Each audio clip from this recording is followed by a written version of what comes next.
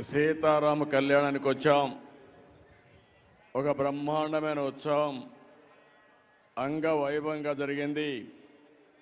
మీ భక్తి చూసినప్పుడు నాకు అనిపిస్తుంది, ఈరోజు నిజంగానే శ్రీరాముడు సీత దిగి వచ్చి కళ్యాణం చేసుకుంటే ఇంత వేలాది మంది భక్తులు ఏ విధంగా వస్తారో ఆ విధంగా వచ్చి వారి ఆశీర్వాదాలు మనం పొందాం.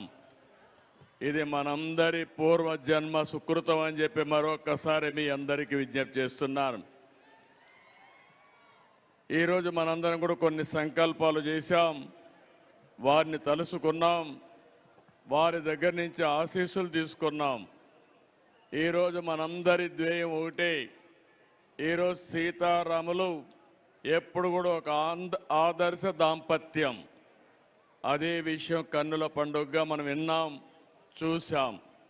అదే సమయంలో ఎప్పుడైనా సరే పరిపాలన అంటే రామపాలన రావాలి, రాముని పాలన జరగాలని ప్రతి ఒక్కరూ కోరుకుంటారు.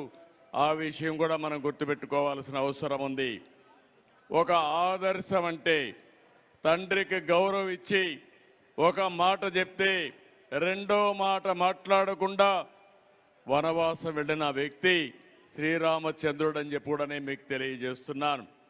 అలాంటి యుగ పురుషుడు యొక్క సీతారామ కళ్యాణం మన ఒంటిమిట్టలో చేయడం, మన అందరం అటెండ్ కావడం, ఇది ఒక అదృష్టంగా నేను భావిస్తున్నాను. విభజన జరిగిన తర్వాత ఒకప్పుడు సమైక్య ఆంధ్రప్రదేశ్లో భద్రాచలంలో సీతారామ కళ్యాణం కానీ శ్రీరామచంద్రుడి దర్శనం చేసుకునేవాళ్ళం. అలాంటి సమయంలో విభజన జరిగిన తర్వాత మనం ఇక్కడ చేయాలని ఒంటిమిట్టలో ప్రభుత్వ పరంగా అఫీషియల్గా డిక్లేర్ చేసి అప్పటి నుంచి ఈ యొక్క ఒంటిమిట్ట దేవాలయాన్ని అభివృద్ధి చేసుకుంటూ వచ్చాం. మొట్టమొదటిసారిగా ఈ ఒంటిమిట్ట దేవాలయాన్ని దేవస్థానానికి ఇచ్చి వెంకటేశ్వర స్వామి కన్నుసన్నల్లో ఈ దేవాలయ పాలన జరగాలని చెప్పి నిర్ణయించాం. అది జరిగి కూడా ఈరోజు దగ్గర 10 సంవత్సరాలు అవుతా ఉంది. ఇది కూడా ఒక చరిత్ర. ఈరోజు 11వ శతాబ్దంలో ఈ టెంపుల్ కట్టారు. ఏకశిల, ఒకే శిల పైన కోదండరామస్వామి కానీ, అదే మరి సీతాదేవి కానీ, లక్ష్మణుడు కానీ ముగ్గురిని ఒకే శిల మీద తీసుకొచ్చారు. ఆ చరిత్ర అయినప్పుడు ఆ సమయంలో ఇలాంటి బ్రహ్మాండమైన దేవాలయాన్ని ఆనాటి వ్యక్తులు నిర్మించే పరిస్థితికి వచ్చారంటే అది కాపాడుకోవడం మనందరి బాధ్యత అని చెప్పి కూడా నేను మీకు తెలియజేస్తున్నా. నేను ఎప్పుడూ ఒకే మాట చెప్పాను, ఈ తిరుమలకు వచ్చినప్పుడు వెంకటేశ్వర స్వామి సన్నిధికి వస్తే ఒక్క ఏడుకొండల వాడి యొక్క ప్రార్థన తప్ప ఏమీ ఉండకూడదని ఎప్పుడూ చెప్పేవాడిని. ఇప్పుడు మనం ఒకసారి చూస్తే ఏదైతే తిరుపతిలో బయలుదేరితే నేరుగా ఒంటిమిట్టకొచ్చి పక్కనే అన్నమయ్య కీర్తనలు కూడా విన్న తర్వాత మళ్ళీ తిరుపతికి పోయే పరిస్థితికి వస్తున్నాం. ఈ యొక్క సర్క్యూట్ని మనం అభివృద్ధి చేసుకోవాల్సిన బాధ్యత ఉంది. ఈ కొండపైన, ఈ కొండల పైన నేను ఎన్నోసార్లు చెప్పాను, ఆయుర్వేద ప్లాంట్లు పెట్టాలని, మెడిసినల్ ప్లాంట్లు పెట్టాలని. ఈ ప్రాంతం అంతా కూడా దేవుని యొక్క నామస్మరణంతో మనం ముందుకు పోతూనే ఆ గాలి కూడా మన ఆరోగ్యాన్ని పెంచేదిగా ఉండాలని చెప్పి ఎన్నోసార్లు కోరుకున్నాను. దానికి ముందుకు వస్తానని చెప్పి కూడా నేను మీకు తెలియజేస్తున్నా. ఈ ఒంటిమిట్టని ఒక బ్రహ్మాండమైనటువంటి టెంపుల్ టూరిజంగా తయారు చేయడానికి ముందుకు పోతాం. ఇక్కడే పక్కనే ఆ రోజు నేను చూశాను, చెరువు కూడా బ్యూటిఫికేషన్ కోసం పనులు ప్రారంభించాం. ఇక్కడ ఎవరైనా వస్తే ఒక 2-3 రోజులు ఇక్కడ ఉండడానికి దీన్ని ఒక పర్యాటక కేంద్రంగా, పవిత్రమైనటువంటి టూరిజం హబ్గా మనం తయారు చేసుకోవాల్సిన అవసరం ఉంది. ఈరోజు దేవాలయాలు అనేటివి మన వారసత్వ సంపద. మనం ఈ విషయం గుర్తుపెట్టుకోవాల్సిన అవసరం ఉంది. ఈరోజు ఈ దేవాలయాలు రాకపోతే మన కుటుంబ వ్యవస్థ ఉండేది కాదు. ఈరోజు ప్రపంచంలో ఏ దేశానికి లేనటువంటి ఒక గొప్ప వారసత్వ సంపద భారతదేశంలో కుటుంబ వ్యవస్థ. ఈరోజు మన కుటుంబం కోసం మనం ఆలోచిస్తాం, ఒకరికొకరు భద్రత ఇస్తాం, కష్టాల్లో ఉంటే ఆదుకుంటాం. ఇలాంటి వ్యవస్థ ప్రపంచంలో వేరే దేశాల్లో లేదు. అలాంటి వ్యవస్థను కాపాడుకొని మన తర్వాత కూడా మన వారసులకు మనం అప్పజెప్పవలసిన బాధ్యత మన అందరిపైన ఉందని చెప్పి కూడా నేను మీకు తెలియజేస్తున్నా. నాకెప్పుడు కూడా శ్రీరామచంద్రుడు ఒక స్ఫూర్తి, రాముని పాలన ఇవ్వాలని, రామ రాజ్యం తేవాలని నా ఆకాంక్ష అని చెప్పి కూడా మరొక్కసారి తెలియజేస్తున్నా.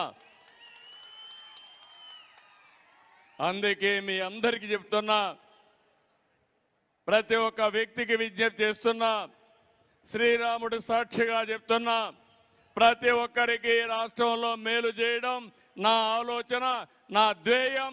తప్పకుండా చేస్తానని మరొక్కసారి శ్రీరాముడి యొక్క సమక్షంలో ఒక భక్తుడిగా, ఆయన సాక్షిగా మీ అందరికీ విజ్ఞప్తి చేస్తున్నా. అలాంటి పరిపాలన రావాలి. ఈ రామరాజ్యంలో పేదరికం పోవాలి. మళ్ళీ ఇక్కడ ఒక శుభ సందర్భంలో కోరుతున్నాను. నేను ఎన్నో ఇప్పటికి మీరు చూస్తే సంస్కరణలు తీసుకొచ్చాం. భారతదేశం ప్రధానమంత్రి నరేంద్ర మోడీ గారి నాయకత్వంలో 2047కి నెంబర్ 1 కానీ నెంబర్ 2 దేశంగా తయారవుతుంది. నా ఆలోచన ఒకటి, రామరాజ్యం అంటే స్వర్ణాంధ్రప్రదేశ్గా తయారు చేసుకోవాలి. స్వర్ణాంధ్రప్రదేశ్లో పేదరికం లేని రాష్ట్రంగా మనం ముందుకు పోవాలి. పేదరికమే కాదు, ఆర్థిక అసమానతలు కూడా తగ్గించుకోవాలి.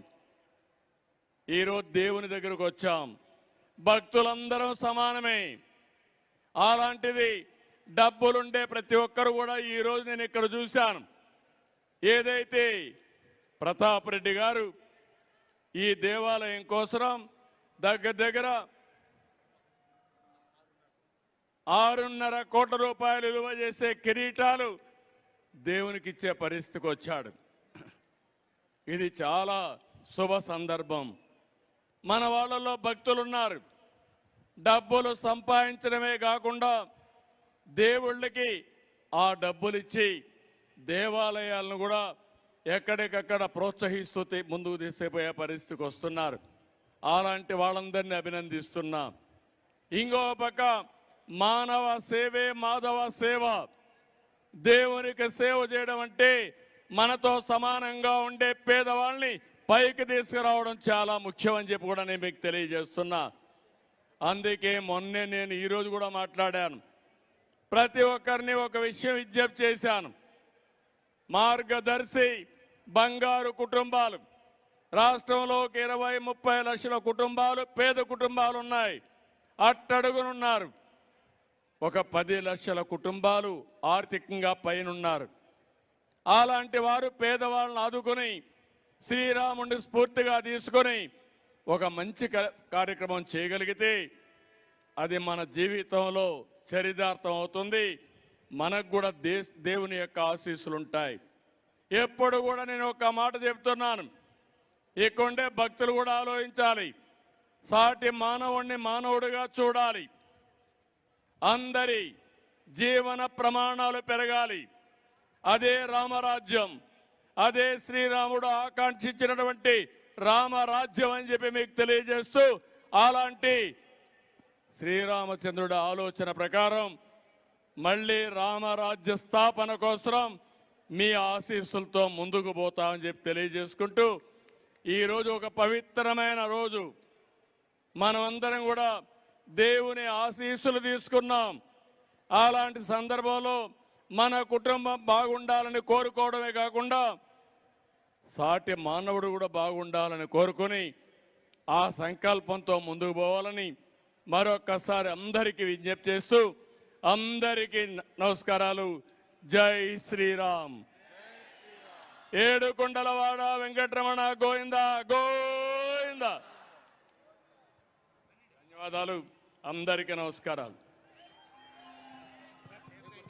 హలో హలో జై శ్రీరామ్. జై